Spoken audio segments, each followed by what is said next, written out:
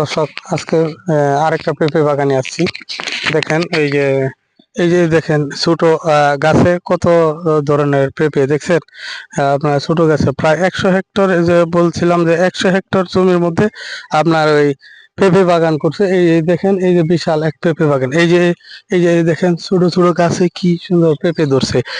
প্রায় প্রতিদিন 500 কেজি করে বিক্রি হয়। এই যে আরেকটা দেখাতেছি, এই যে আপনার এই দেখেন এই পাশে প্রতিদিন যদি বাছাই করে আপনার আহ 500 কেজি হয়, তাহলে বুঝেন যে কি পরিমাণ পেঁপে হয়েছে। এবার প্রত্যেকটা গাছে আপনার ভরপুর ফলন আসছে।